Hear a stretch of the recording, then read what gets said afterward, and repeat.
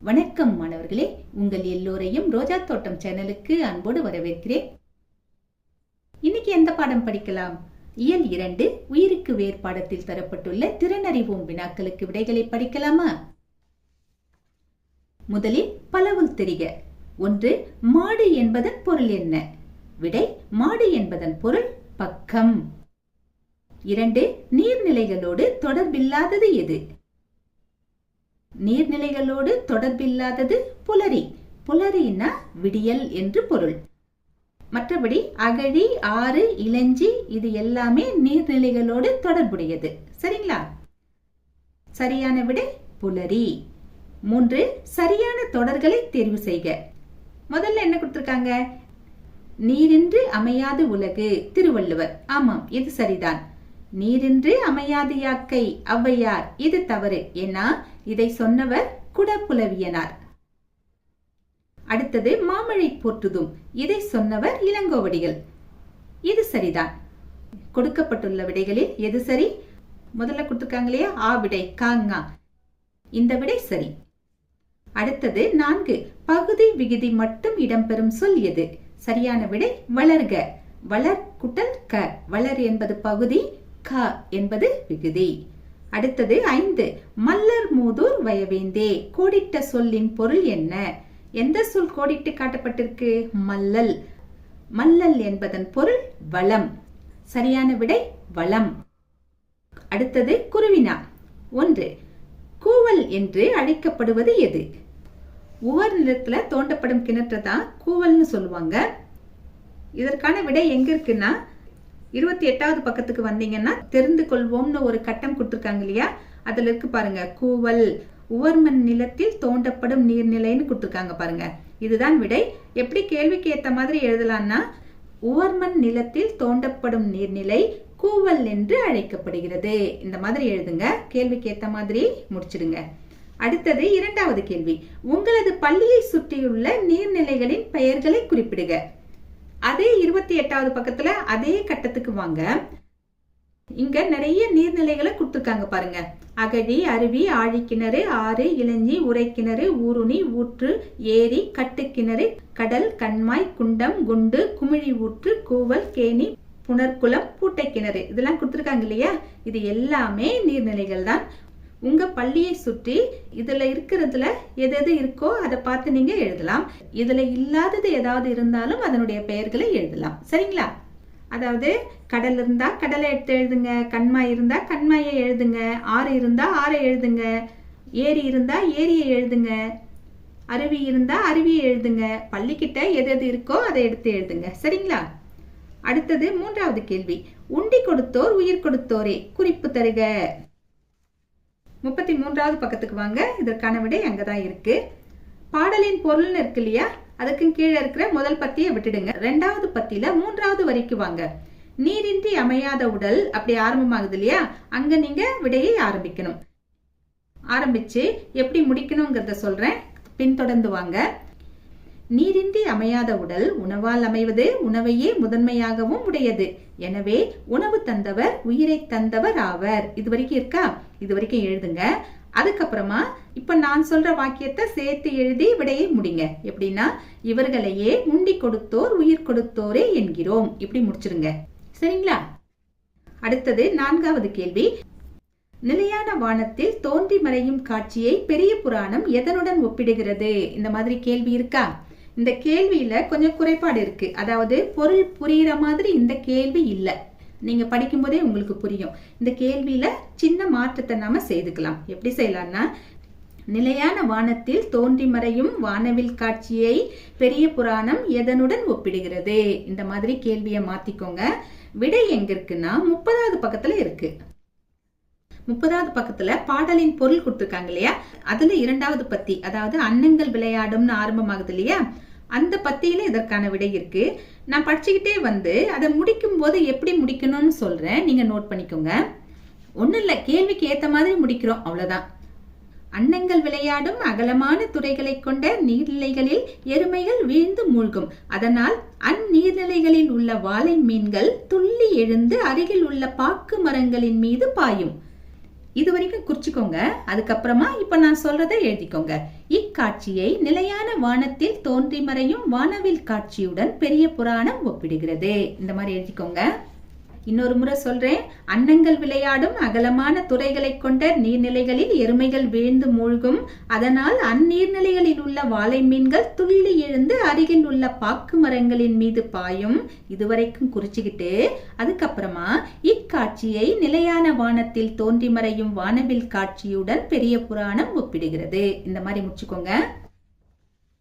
அடுத்தது 5வது கேள்வி. மணிநீரும் மண்ணும் மலையும் அணிநிழற் காடும் உடையது அரண். இக்குறள் கூறும் நாட்டின் அரண்கள் யாவை?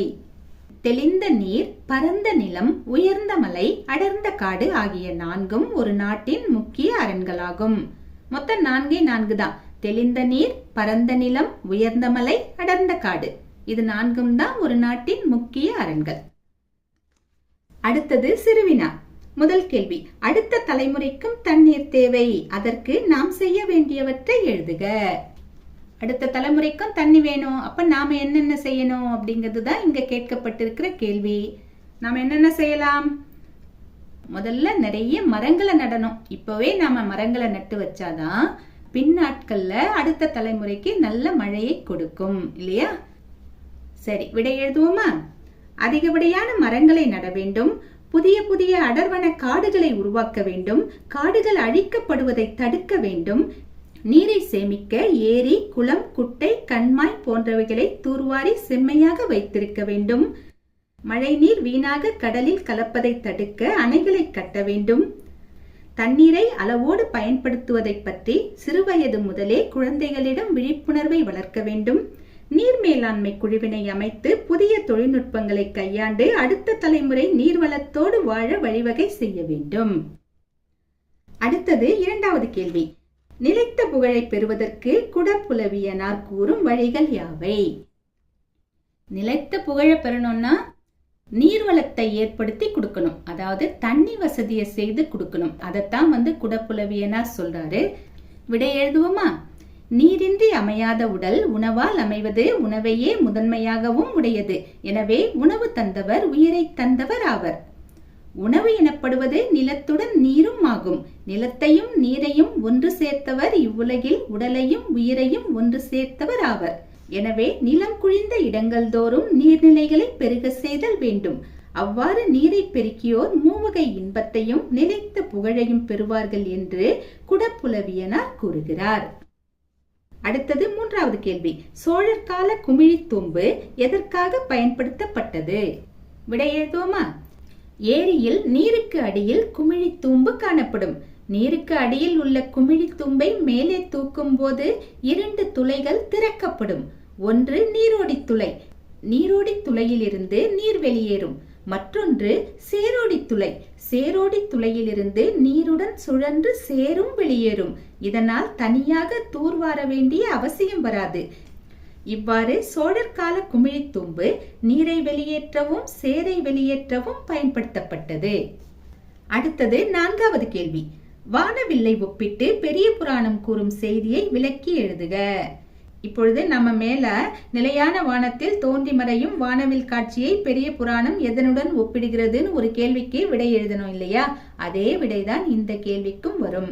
கொஞ்சம் கேள்விக்கு ஏத்த மாதிரி நாம மாத்தி முடிக்கணும், அவ்வளவுதான். எழுதுவோமா? 30வது பக்கத்துல அந்த அன்னங்கள் விளையாடும் அகலமான துறைகளை கொண்ட நீர்நிலைகளின் இப்ப படிச்சீங்க இல்லையா? அதையே எழுதி நீங்க கேள்விக்கு ஏத்த மாதிரி மாத்தி முடிச்சாலும் சரிதான். அப்படி இல்லைன்னா நான் ஒரு விடையை கொடுக்கிறேன், அதை எழுதினாலும் சரிதான். ரெண்டுமே ஒன்றுதான். சரிங்களா? எழுதுவோமா? அகலமான துறைகளை கொண்ட நீர்நிலைகளில் எருமைகள் வீழ்ந்து மூழ்கும். அதனால் நீர்நிலைகளில் உள்ள வாளை மீன்கள் துள்ளி எழுந்து அருகில் உள்ள பாக்கு மரங்களின் மீது பாயும். இந்த காட்சியானது நிலையான வானத்தில் தோன்றி மறையும் வானவில்லை போன்று காணப்படும். இதுவே வானவில்லை ஒப்பிட்டு பெரிய புராணம் கூறும் செய்தியாகும். அடுத்தது நெடுவினா. முதல் கேள்வி. வேளாண்மை நீரை அடிப்படையாக கொண்டது என்பதை விளக்குக. வேளாண்மைனா விவசாயம். விவசாயம்னாவே நீர் தான், இல்லையா? நீர் இல்லாம விவசாயத்தை செய்ய முடியாது. ஒன்று நாமளா நீர் பாய்ச்சணும், இல்லனா வானிலிருந்து மழை பொழியணும், இல்லையா? எப்படினாலும் தண்ணீர் அவசியம். விடை எழுதுவோமா? மனித வாழ்வின் அடிப்படை தேவைகள் உணவு, உடை, உறைவிடம் ஆகும். இதில் உணவும் உடையும் வேளாண்மையை ஆதாரமாக கொண்டவைகள். வேளாண்மையோ நீரை ஆதாரமாக கொண்டது. நீர் இல்லாமல் சிறு புல்லின் நுனியை கூட காண இயலாது. எனவேதான் நீரின்றி அமையாது உலகம் என்றார் திருவள்ளுவர். இதை உணர்ந்ததால் தான் நம் முன்னோர்கள் ஏரி, குளம், உறைகிணறு, கட்டுக்கிணறு, கேணி, பூட்டை கிணறு போன்றவைகளை உருவாக்கினார்கள். கரிகால் சோழன் கட்டிய கல்லணை இன்றும் மக்களின் வேளாண்மைக்கு பேருதவியாக இருக்கிறது. இதிலிருந்து வேளாண்மை நீரை அடிப்படையாக கொண்டது என்பதை அறியலாம். அடுத்தது இரண்டாவது கேள்வி. பெரிய புராணம் காட்டும் திருநாட்டு சிறப்பினை தொகுத்து எழுதுக. இங்க திருநாடுன்னு எதை சொல்றாங்கன்னா சோழ நாடு, அதாவது காவிரி நாட்டை பத்தி தான் சொல்றாங்க. அங்க தந்திருக்கிற பாடல்களை எல்லாம் ஓரளவு சுருக்கி கொடுத்துருக்கோம். விடையை பார்ப்போமா? காடுகளில் கரும்புகள் உள்ளன, சோலைகளில் மலர் அரும்புகள் உள்ளன, பக்கங்களில் குவளைகள் உள்ளன, வயல்களில் சங்குகள் உள்ளன, கடலை போல குளங்கள் உள்ளன, நீர்நிலைகளில் அன்னங்கள் உள்ளன, நீர்நிலைகளில் எருமைகளும் உள்ளன, அதனால் வாளை மீன்கள் பாக்கு மரத்தின் மீது பாய்கின்றன. அறியப்பட்ட நெற்கட்டுகளை போராக குவிப்பர், பிடிக்கப்பட்ட மீன்களையும் குன்றை போல குவிப்பர், சங்கு என்ற முத்துகளையும் குன்றை போல குவிப்பர், தேன்வடியும் மலர்களையும் மலை போல குவிப்பர். பெரிய மலை போன்ற நெற்கற்றைகளை கருமையான எருமை கூட்டங்கள் வளமாக சுற்றி சுற்றி மிதிக்கும்.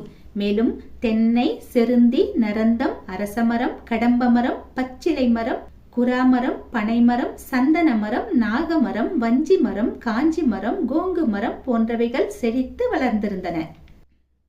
இவையே பெரிய புராணம் காட்டும் திருநாட்டு சிறப்புகள் ஆகும். அடுத்தது கடைசி கேள்வி. தண்ணீர் கதையை கருப்பொருள் குன்றாமல் சுருக்கி தருக. இந்த கதையை ஆசிரியர் சுந்தர்வன் எழுதியிருக்காரு. தண்ணி இல்லாம ஒரு கிராமம் எவ்வளவு கஷ்டப்படுதுங்கிறத இந்த கதையில சொல்லியிருக்காரு. கதையை பார்ப்போமா? வீட்டில் பொட்டு தண்ணி இல்லை என்று இந்திராவின் அம்மா சொன்னார். ரயிலின் கூவல் எங்கோ கேட்டது. இந்திரா ஓடி வந்து பார்த்தாள். தூரத்தில் ரயில் வருவது தெரிந்தது. இந்திரா இடுப்பில் குடத்தை வைத்துக் கொண்டு ஓடினாள். 7-8 பெண்கள் முட்டி மோதி ஓடினர். ஒரு வழியாக ரயில் வந்தது. முகம் கழுவும் பேசின் குழாயினை அழுத்தி வேக வேகமாக அரை செம்பு, கால் செம்பு என பிடித்து பிடித்து குடத்தில் ஊற்றினாள். எப்படியாவது குடத்தை நிரப்பிவிட வேண்டும். இல்லையென்றால் 3 மைல் தூரம் நடந்து பிலாப்பட்டிக்கு சென்று நீர் இறைத்து வர வேண்டும். மதியம் வரை பிலாப்பட்டி மக்கள் இறைத்துக் கொள்வார்கள். பிறகுதான் மற்றவர்களுக்கு விடுவார்கள். இந்திராவின் ஊரிலும் கிணறு வெட்டி பார்த்தார்கள். ஒரே உப்பு நீர். அதனால்தான் இவ்வளவு சிரமங்களையும் ஊரே அனுபவிக்கிறது. ரயில் ஊதல் ஒலி கேட்டது. ஆனாலும் இந்திரா நீரை பிடித்தாள். ரயில் நகர்ந்தது. இந்திரா குதித்து விட நினைக்கையில் வடக்கத்தி பெண் ஒருத்தி தடுத்து நிறுத்திவிட்டாள். இந்திரா தற்கொலை செய்து கொள்ளப் போகிறாள் என்று அவள் நினைத்து கொண்டாள். இந்திரா வண்டியோடு போய்விட்டாள் என்ற செய்தி பரவிட உற்றார் உறவினர் என அனைவரும் தேடி சென்றனர். பேருந்தை பிடித்து ராமநாதபுரம் முழுவதும் தேடினார்கள். எங்கும் கிடைக்கவில்லை. இந்திரா எங்கே போனால்? மெட்ராஸுக்கே போய்விட்டாளா என்று புலம்ப ஆரம்பித்தனர். திசை தெரியாமல் நிற்கிறாளா, என்ன ஆனாலோ என பிதற்றினர். அவள் அம்மாவிற்கு துக்கம் தாங்க முடியவில்லை. தண்டவாளத்தின் ஓரத்திலேயே ஓட ஆரம்பித்தாள். அதோ தூரத்தில் இடுப்பில் குடத்துடன் இந்திரா வருவது தெரிந்தது. அம்மா பூரித்து போனாள். அவள் ஐயா இதை சுமந்து கொண்டா வரவேண்டும் என்று கேட்க, நாளை வரை குடிக்க எங்கே போவது என்று இந்திரா பதில் கூறினார். குடிப்பதற்கு தண்ணீர் இல்லாமல் அவதிப்படும் கிராமத்தினரின் வேதனையை கூறும் கதையே தண்ணீர் கதையாகும். மாணவர்களே, இன்று நாம் இயல் 2 தரப்பட்ட திறனறிவோம் வினாக்களுக்கு விடைகளை பார்த்தோம். நாம் வேறு பாடத்தோடு மீண்டும் சந்திக்கலாம். டாடா, பாய்.